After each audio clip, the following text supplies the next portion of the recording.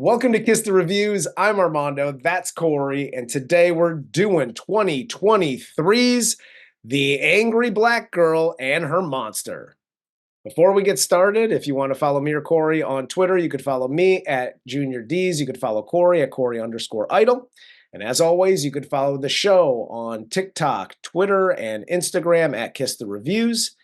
Let's get into the cast of The Angry Black Girl and Her Monster. This film stars Laya DeLeon Hayes as Vicaria, Denzel Whitaker as Kango, Chad L. Coleman as Donald, and Edem Atsu-Swanzy as Chris. So I have trouble pronouncing the name Vicaria, so I'm going to call her Vicky. I'll call you Vicky because it's much easier. But let's just jump into this one. Obviously, spoiler alerts are ahead. This movie just came out in 2023.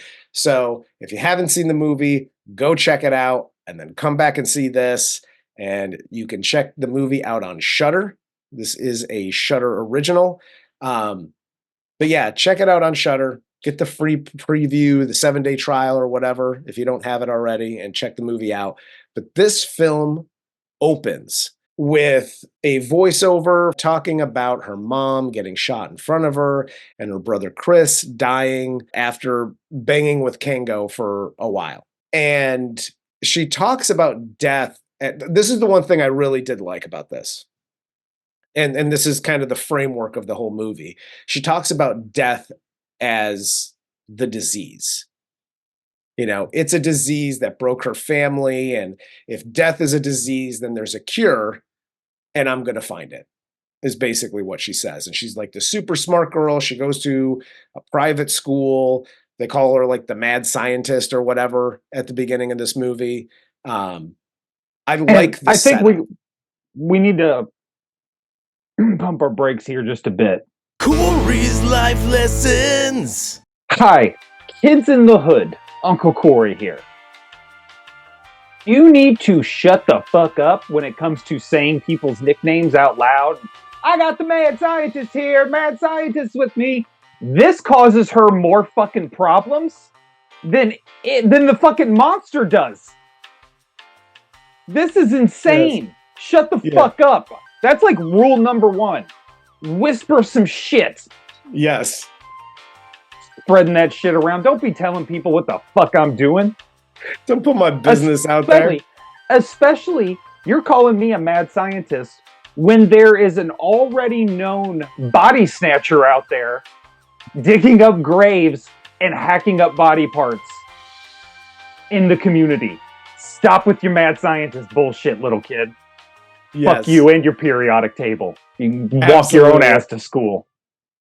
She's sent to detention by apparently the military police because her teacher thinks she's being a smart ass or whatever, and she has this infatuation with death. So like she calls her dad in for like this little parent teacher conference, and good for the dad here, because like I thought he was gonna throat punch Little Miss White Lady. I wish he fucking would have. But I gotta, it's not even a don't do that. I got a little piece of reality for you guys.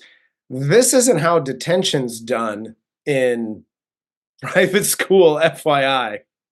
They'll just say, get the fuck out, and you go, okay, and then you get the fuck out, and then you go to the thing, the principal's office, whatever. I went to private school.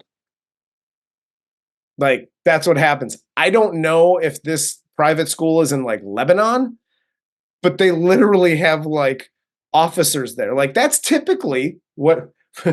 From what I remember, that's typically like a public school thing where you had like officers come in and apparently tackle the students and handcuff them for detention. You were correct. Yeah, clearly you didn't have any black students at your school, because this is pretty much protocol with one black student. It's like a whole entire police force must come into your white school to police it. Because danger.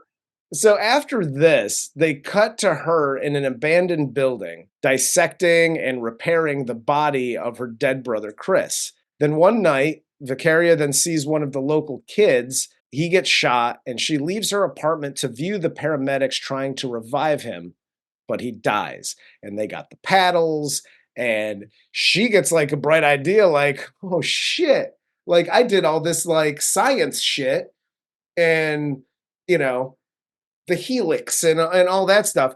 I forgot the electricity. Like maybe I'll just shock the shit out of him and we'll do the whole Frankenstein thing. So she goes to her laboratory and gets that done. So I'm are we in a world where Frankenstein actually doesn't exist? Like the book, the novel, like Mary Shelley's book, it's just non-existent? No, I'm assuming it is. Because this is kind of like, for as smart as she is, this is my one beef with this entire thing. As smart as she is, electricity was the thing she forgot. Like, Well, that's status quo. You got electricity running through your goddamn brain right now. That's kind of the point. yeah. So that's my, again, being a No, critical asshole, which is what we do. That's my one thing. It's like, that is what brought it all around for you. Like, oh and shit, you think electricity. It's like, and you think Mary Shelley would have kicked that idea off her? well, that's what does it in the fucking book. No, I get that. But like, first of all, I'm it's saying 2023. Ain't nobody reading goddamn Frankenstein, okay? that whole white ass school is reading fucking goddamn Frankenstein. Actually, I will tell you that. you know what? Yeah, they've been reading that same goddamn book since it was written in private school. So you're on point. I It's one of like, apologize. it's one of 3 books they allow in white schools anymore. Yes. So Vicaria goes back to her workshop. She tries to reanimate her brother, and it works. And the setup here, when I'm looking at all the thing, they're showing all the connections, and you got the doll. I'm like, oh, this is like just a more trumped up version of like Weird Science, just without the computer. She hooks the dolls up to like little jumper cables, and then up to him, and then to the whole goddamn neighborhood. And she reanimates him. I didn't put 2 and 2 together. Like, I know she was body snatching and yada yada, but I was like, I mean, I think he got shot in the eye. They showed that at the beginning of the movie. And I'm like, all you need is to like carve that out, put like somebody else's eyeball in there. Like, the rest of his face is fine. Like, why are we fucking mixing, matching like other people's faces on his face? Why you gotta fuck him up like that? Like, she did him dirty. Yes! Yes! Just throwing that one out there. Steel was her first experiment. So after this, she shows Chris what's been killing their father. So they break into a car. She grabs the drugs that are in a bag. They get run up on by some dude that is running with Kango, and he's got a gun. Chris jumps him, strangles him, and then some other dudes come out, and Vicaria and other dude scatter. Chris runs away. And then for the rest of this movie, it's like Kango's like, "Who stole my drugs? You're the mad scientist," because I heard that other chick screaming "mad scientist" earlier in the movie. So you're obviously a mad scientist. You want to cut my shit up for me? And basically not go to school anymore. She's there from like 6 in the morning until like 9, 10 o'clock at night. Like that's worse than my job. Like you talk about somebody getting fucked, like they got her fucked up all day. Yeah, and they keep threatening her, and this is what I don't understand. So they keep threatening her, right? Yeah. Like, you got to give up your guy, you got to give up your guy. And she keeps saying there is no guy. Yeah. Why not just say, I don't know who the fuck that dude was. I was walking along and saw him breaking into your thing. He dropped a fucking baggie. I picked it up because I'm like, what the shit? And he's choking out this dude. Like, that's all I know. But she's like playing this game with it. And I just don't understand overall what her intent was, especially considering she knows they're not going to stop. She blames them for the death of her brother already, so she fucking despises this guy. Yeah. Then we find out he's selling fucking dope to her dad, which makes it even worse. Yep. And she's still playing fucking games with him. I understand if she was going to like try and use the monster to actually kill him, which is where I thought we were going to go with this. That's what I thought too. But it's not. She's just kind of like, meh, I'm stuck. I'm Walter White now. I'm Heisenberging like a motherfucker. Yeah, and I just don't. I didn't get that piece of it either. Yeah. But she basically, you know, Kango comes in, brings her in, and now she's part of that whole shit now. And Vicaria one night goes back to the building, her little workshop or whatever. She sees that the lock's broken. And when she goes in there, Chris isn't there. And she hears a noise outside. She goes outside and there's a cop with like half his head missing in the parking lot by the building. And by the way, just with this, okay, the cops are investigating, obviously, because there's a dead police officer just right next to an abandoned like warehouse or whatever the hell that building is that she's in, right? Mm-hmm. I think they'd check that place out first because her shit is in there this entire movie. Like, if they went in, they'll be like, "Oh, is this where they shot Weird Science?" Or like what the fuck is going on in here? No, I think they were excited about the fact that they just get to go randomly knocking down people's doors. Is it possible this story is true? Yes, it is. You know, some detective showed up and like, should we investigate the warehouse? And they're like, no, kick in doors, boys. It's time. It's like, oh, shit. While she's at Aisha's house, Vicaria asks Jada who her new friend is, and she says that it's Chris. And she points to the hole in the wall. Where the hole is, there's like a vacant apartment next door. So she goes next door to check it out. She's like pulling the planks off the door, and she starts to go into the vacant apartment, but she's snatched up by Jamal, Kango's dude. Mm-hmm. And she goes back to Kango's house to go bagging again. And that night, she goes back to the vacant apartment. She can't find Chris, and she has this creepy interaction with Jada through the little hole in the wall. Again, little kids in movies in these situations are creepy as fuck. So, thumbs up to this whole creepy interaction. And then you have Chris just like running in the background, like while she's talking to Jada. Dude, this little girl Jada is scarier than the real life Jada. She's fucking terrifying. Keep my wife's name out your fucking mouth! Vicaria then goes into one of the rooms and she sees Chris strangling Jamal, one of Kango's dudes. She screams, she takes off. Okay. And again, I get it.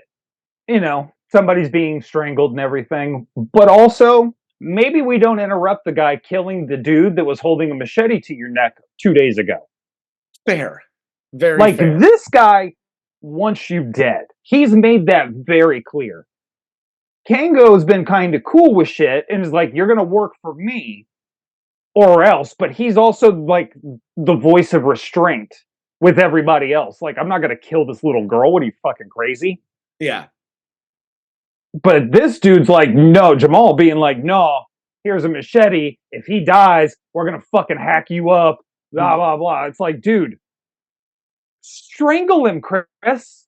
Have fun. Knock yourself out. No, that's when you tiptoe. Text me when you're done, I guess. I don't know. That's when you tiptoe out the fuck, okay? You're just, like, in one of those, like, old-time movies where you're like, you tiptoe out the thing, let him continue do his like little murder strangly business, and that's how this scene should end. But she screams, she takes off. Chris goes running after her. Jamal still alive, and now he has another reason to come after you because he's like, "Yo, your dude was just strangling me in that abandoned apartment." Hell yes. And what's funny is he's got like electrical burns around his neck. But he still has to keep going. I told you it's real. It's real. It's like, dude, We can tell. We don't think you got burnt by some magical necklace. That's insane. Everybody was like, come on, Jamal. We know you took a curling iron and just fucking fucked yourself up. Jamal's always looking for attention. Chris then goes back to his house. His dad comes home from work. His father sees Chris in one of the bedrooms holding the picture. He's shocked that it's his son. And then Chris strangles him to death.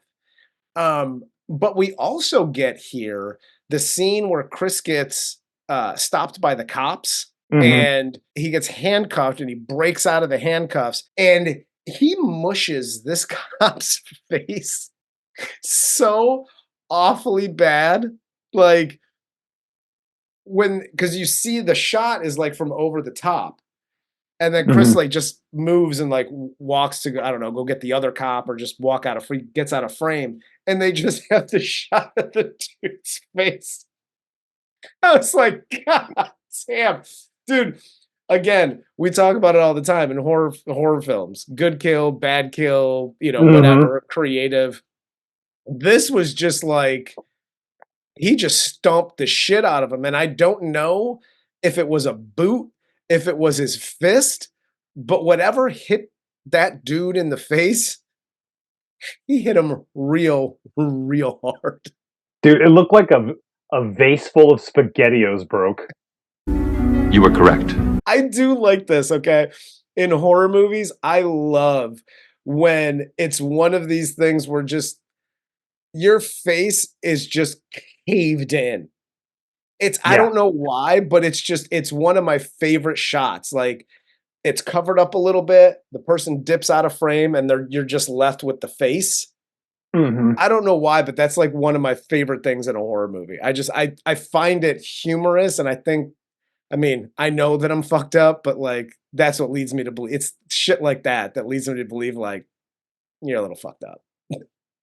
So after this, Vicaria gets chased by Jamal after he gives Kango a machete to the shoulder. And then she runs back to her house. And this is where shit gets real. So like Jamal has her basically trapped. Chris comes up from behind and makes him eat the machete. He basically turns him into the Joker. Okay. He just flump right. Okay. I talked about how great the mushing of the face is. You start messing with cutting the corners of your mouth, I'm out. Oh, I can't handle chapped lips. Paper cuts suck. You get a cut in the corner of your mouth. If I just see somebody get a paper cut in the corner of their mouth, I can't. I'm doing this for a week. Like this scene made both the corners of my mouth itch for the rest of the movie. Yeah, this was rough. And the kills are definitely getting ratcheted up here. I like it quite a bit. Yeah. And once again, like, I know her whole thing is curing death. So she doesn't like death of any kind. Fair, fine. But also, like, now the guy has imprisoned you in his drug lab, and you are going to team up and solve this? Yeah, that's... You know what I mean? It's like, dude, fuck you and your one good arm. You're just more time for me to get away and get my plan enacted. I ain't helping you do shit. Yeah, I mean, but at this point, she kind of needs him because he's got to get the stuff out of her bedroom. So Kango comes in and basically saves her here. They both. I don't think that far ahead. They're both sitting in the bedroom, and she's like, "Well, if I go to my little workshop that the cops never busted, and you go to my bedroom and get my tools, I got to have my tools." Tools, duct tape, zip ties, and gloves. I have to have my tools. Meet me over there, and I got a plan and whatever. So she goes out the window. She's running there. He goes to get her shit. He finally gets to the building. And did Chris attack him with a bunch of bees? Because when she hears like the knock at the door and it's him and he falls over dead and he's got her tools and she's like, oh shit, like he's dead. And then she looks at him and his face is just, it's a mess. And it literally looks like just like a hornet's nest just fucking stung him in the face. Yeah, they actually shot that and then had to cut it because they were going to get sued by the Candyman. Like, no, no, no. No, no, no. Only one of us kills with bees here, friend. Thank you. She runs back to the building and lures Chris in. And when he gets in, she electrocutes him and he dies. We did it. This is the end of the movie. And it's not.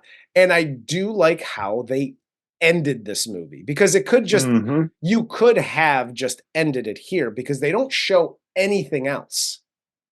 Right? Like it's Chris going after her and going after Kango. And then when she gets to her workshop, Jade is there and she's got like a big bloody handprint on her face. And she was like, oh, I saw Chris. And she was like, okay, cool. Like, don't leave here, whatever. And then when Jada takes her back to the place and literally everybody's massacred. So this was an interesting twist off of the book too, where everybody had turned on Frankenstein's monster when he kills the little girl. Right? So in this, having them kind of flip that where the monster kills everybody in the family except for the little girl, and the little girl shows up just mad fucked up. I think it was a different kind of twist on it because Chris isn't necessarily the bad guy. And I like how they're kind of painting him out to not be that. Yeah. You know what I mean? Where Frankenstein, or the monster in Frankenstein, was actually the bad guy. Like, he was just out of control. And the doctor was the one kind of like, I'm crazy. I don't care. Yeah. Where in this, it seems like she actually genuinely cares and accidentally created a monster simply based on the circumstances they live in. Yeah. I mean, maybe I'm wrong. I just like that twist to it. I dug the twist. And what I really dug, because again, I'm not about lessons and things. I don't like a nice pretty bow at the end of a movie. I don't like, even though this is technically a pretty bow, but she goes back because her and Jada have a little talk while they're in the apartment. And Jada's just playing with blocks and shit. There's dead bitches everywhere. And she's just playing with blocks. Fine, that's cool. But is it though? It's not, but like, cool. Like, do you? I'm not here to judge, but like, do you? But Vicaria gets the idea here because she's like, oh, the bodies are still fresh. Like, Chris was like spoiled milk. Like, he had gone bad. Therefore, that's why he's bad. So we got fresh bodies. Let's drag these motherfuckers into the building.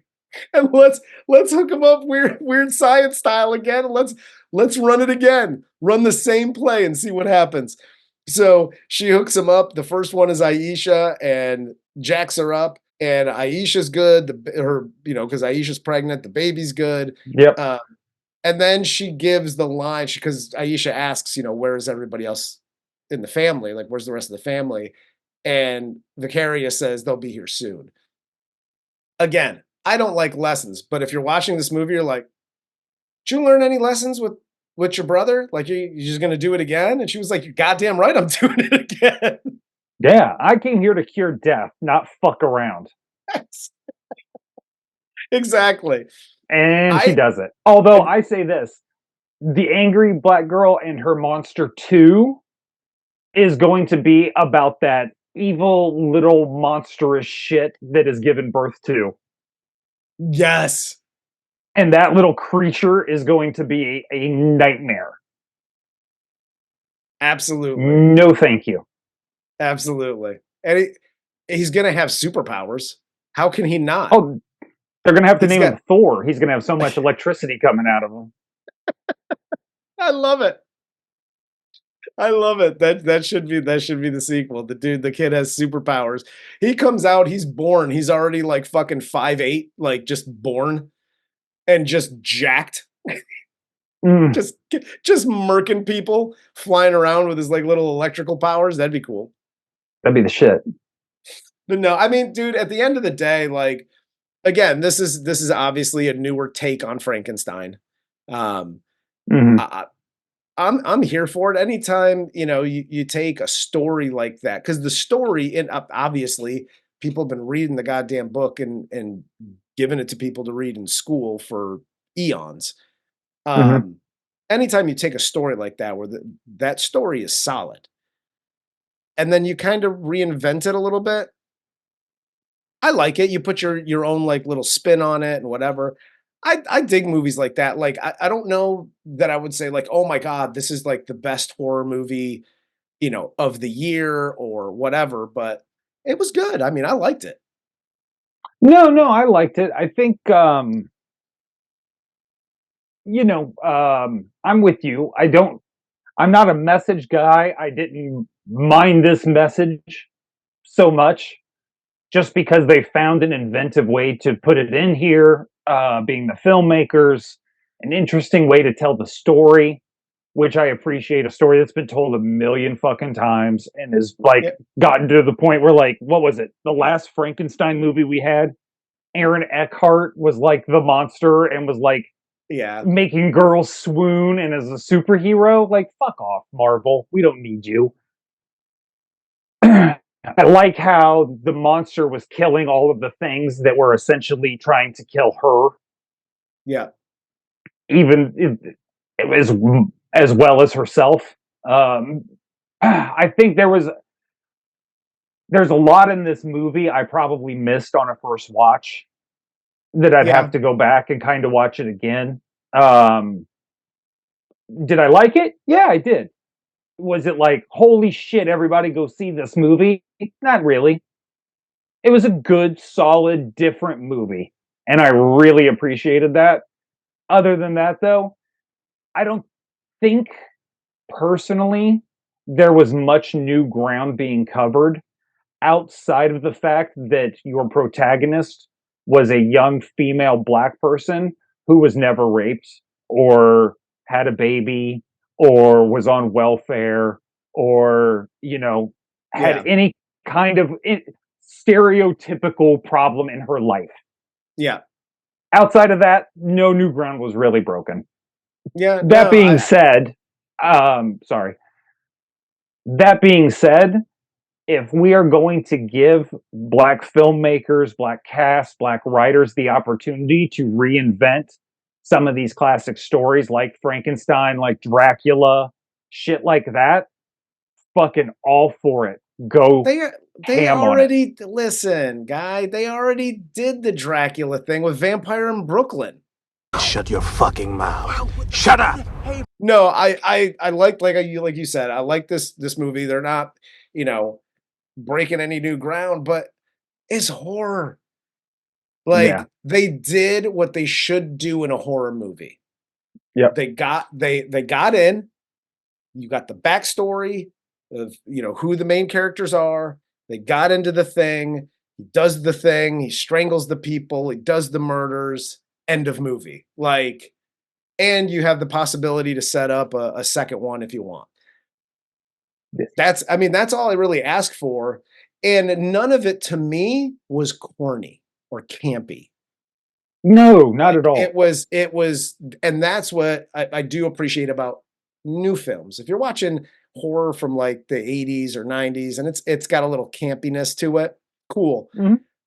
Like new horror, we're in 2023, pal. You bring it or get the fuck out. Like that's that's where I'm at with it. Oh yeah, you got to beat the Um, horrors I have to face every day when I walk outside my door, and I am printer paper white. So my problems aren't that bad.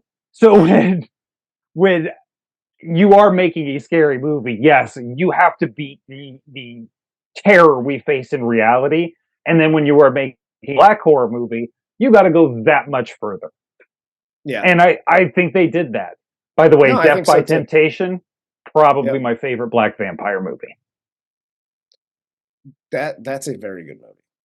It's a good movie. We're going to probably have to review that sooner than later. Yeah, at some point. But yeah, that's all I got, man. You got anything else for this one? No, Shudder, get the rights to Death by Temptation, please. There you go. Get on that. Well, for Corey, I'm Armando. This is Kiss the Reviews, and this was 2023's The Angry Black Girl and Her Monster.